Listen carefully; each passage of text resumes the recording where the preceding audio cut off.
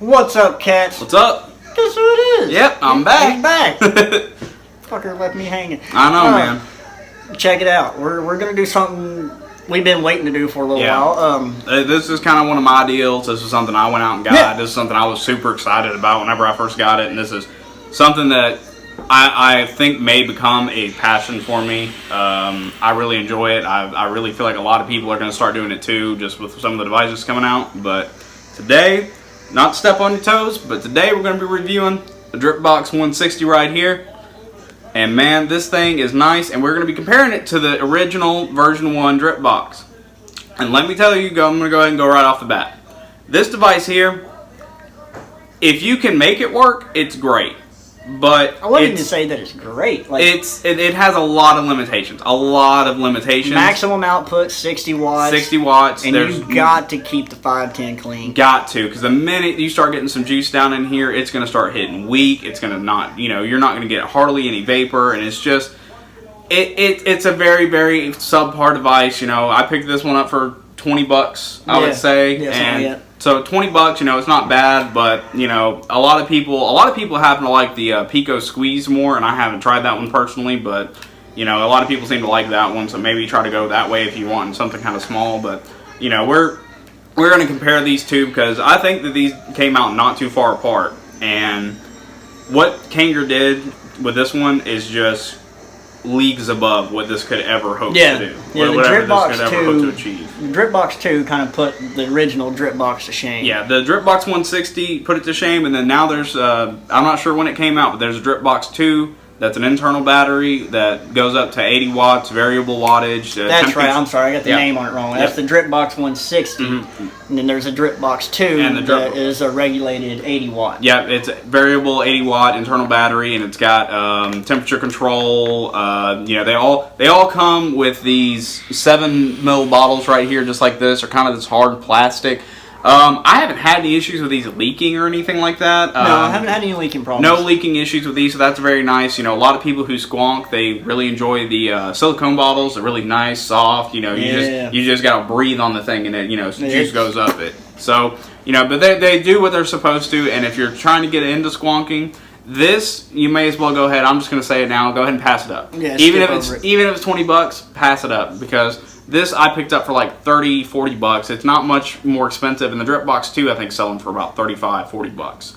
So there's really no reason, and especially with a lot of the newer squonking devices that are going to be coming out, you might just take your time. If you're looking for something regulated, if you want unregulated, there's plenty of amazing unregulated squonk mods for you to get. But you just need to make sure you're very careful. Make sure you know your Ohm's law. Make sure your batteries are safe. Make sure you're using the right kind of high drain batteries. Make sure that just make sure that you pay attention, because the last thing that anybody wants is for somebody to blow up and you become a statistic. For me, with this one, this is about as amateurish as you can get when it comes to squonking and stuff. I mean, it's regulated. It's got its safety features in it, but it's at a fixed wattage. You're not going above 60 watts. No. And the deck that this thing comes with, you're only able to use the pre-made Kanker coils that you get, and they're just, to me, they're just weak. Yeah, if you want to, if you've got some old like 26, 28 gauge wire laying around and you want to wrap it up yourself, you can, but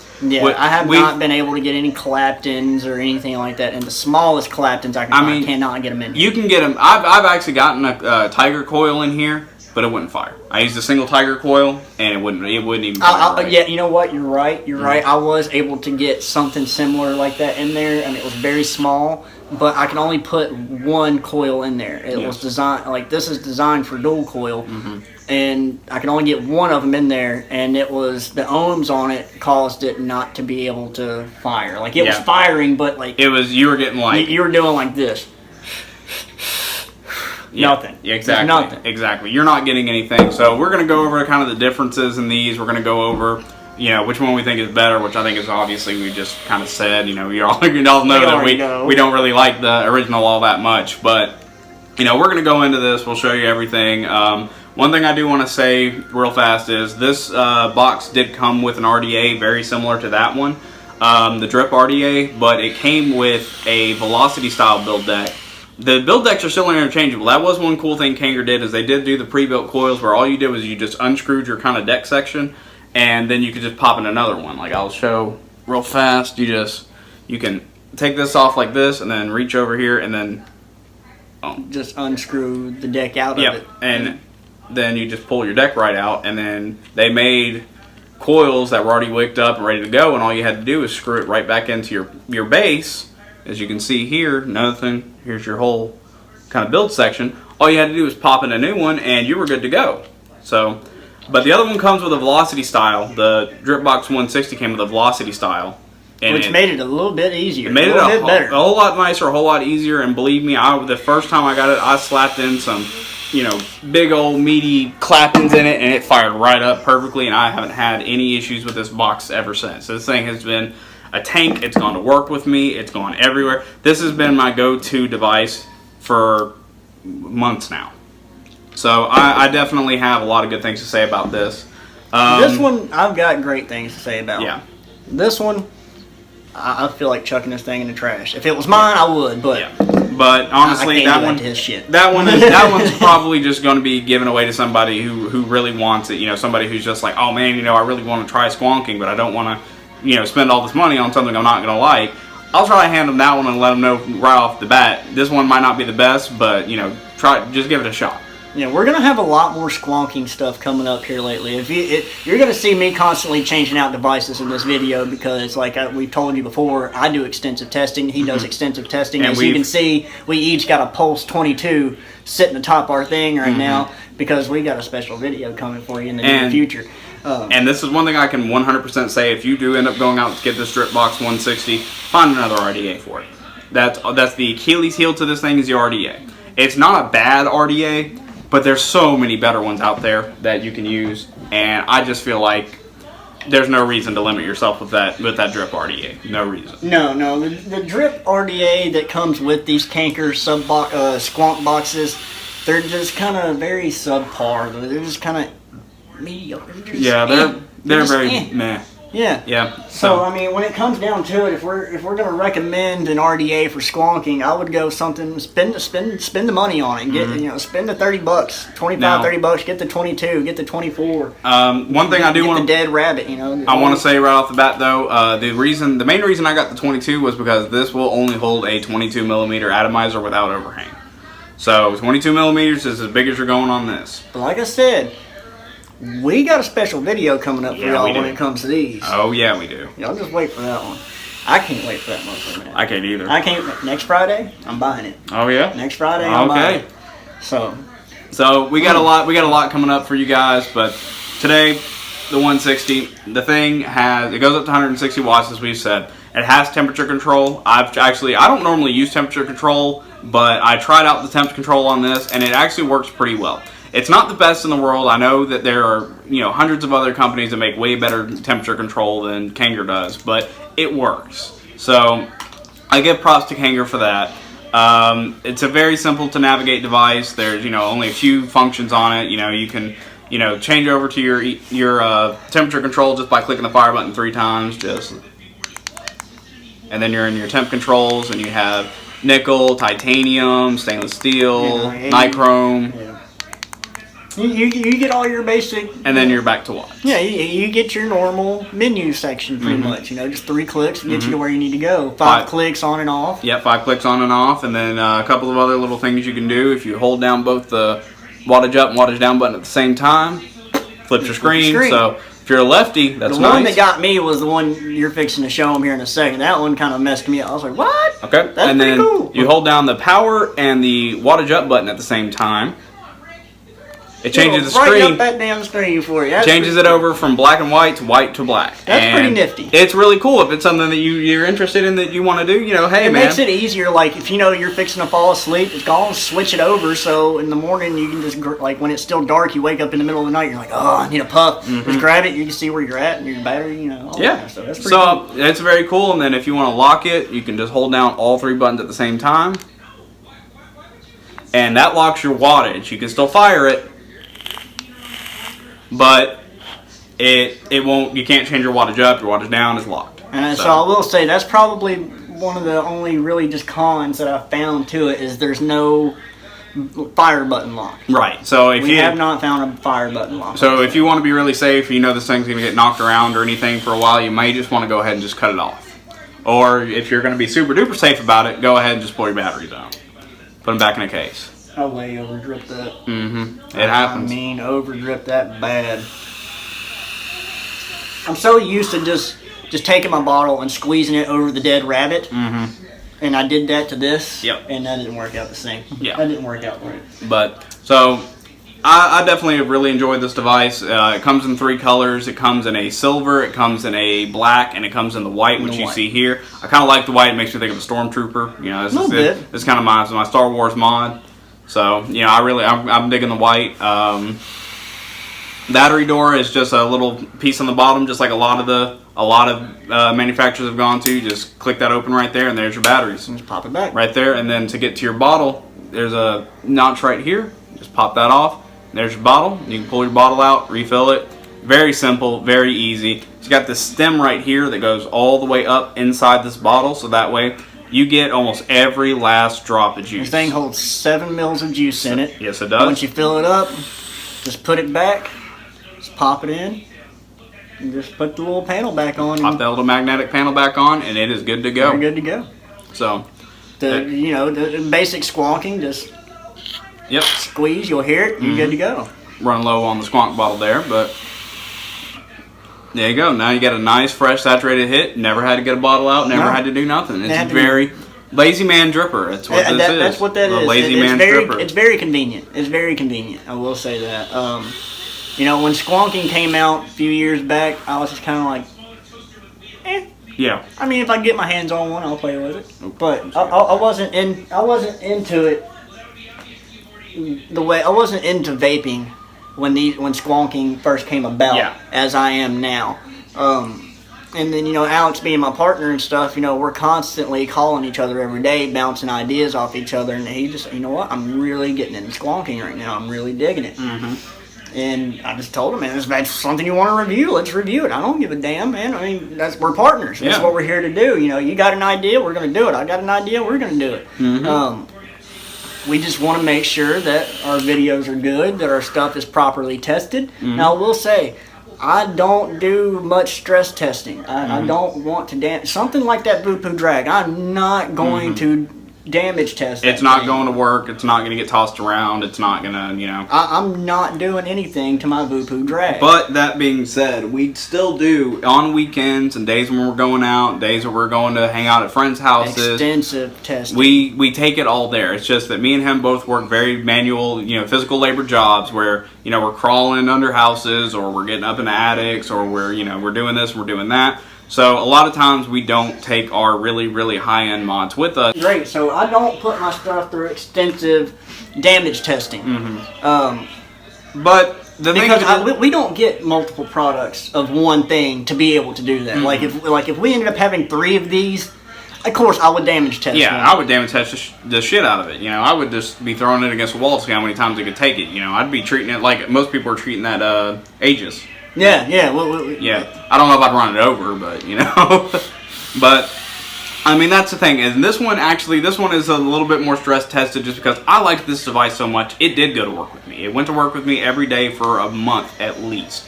And there's pretty durable. There's some scratches on it and everything, but it is solid as can be. There has been not one single time where I've hit that fire button and it didn't react. The screen is still nice and pretty as the day I got it. Water up, water down button, still nice and reactive.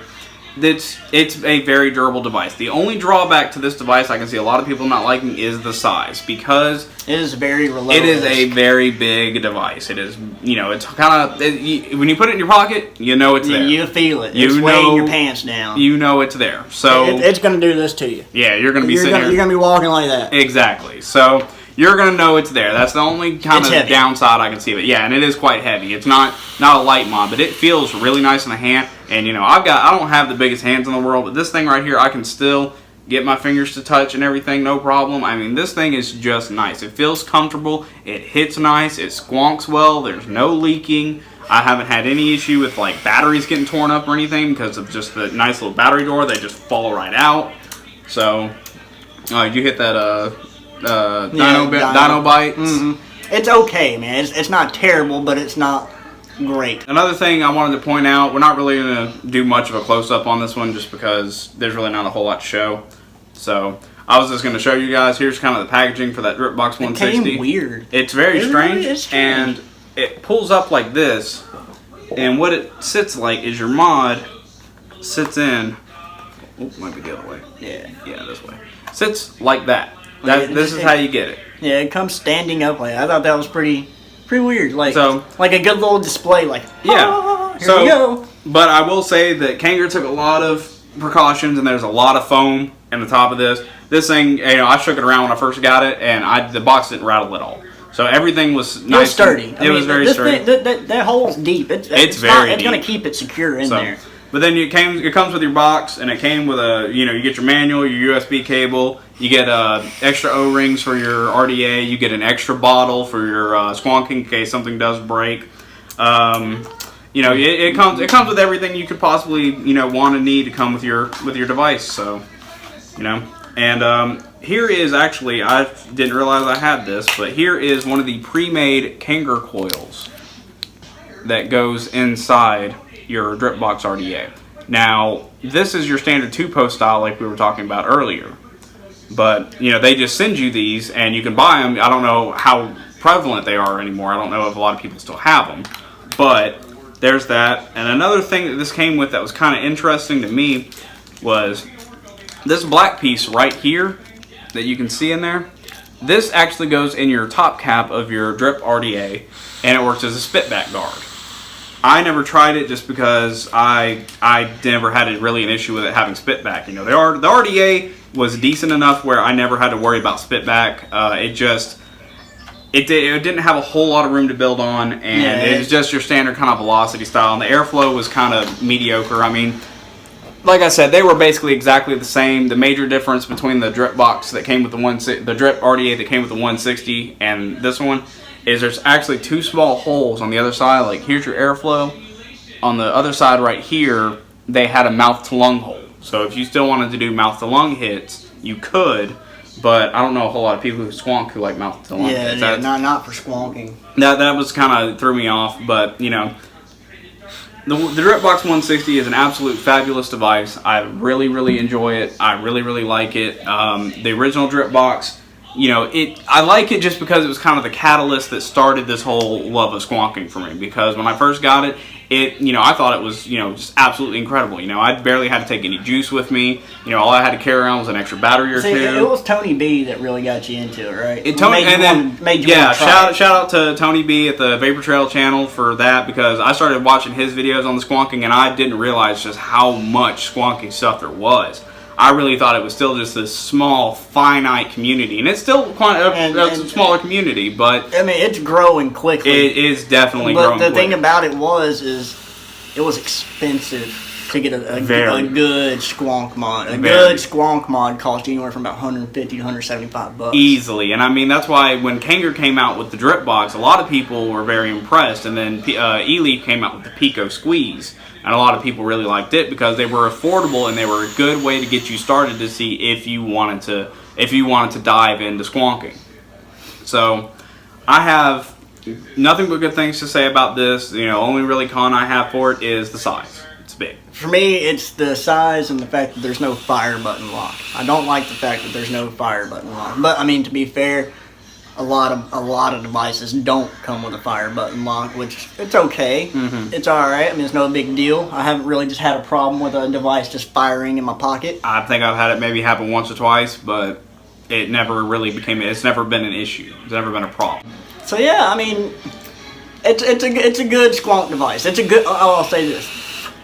It's a good beginner squonk device. Yes, it's a very good way to start and see if you want to get into squonking. Yes, because, I mean, the fact that it has its safety features and the fact that you're able to adjust your wattages. That's what attracted me to it. Yeah. This Dripbox, the original Dripbox, when he told me it was a fixed 60 watts, I was like, does it, with it being that low, I mean, does it put out? I mean, does it do good? And he was like, I mean, it does what it's supposed to do. Yeah, you weren't going to be winning any cloud competitions with it or anything, but I mean, it got you your nice good hit that you were looking for. That was the main thing I was looking for. It's just a nice, grab and go device, and the Dripbox, the original Dripbox, it did that.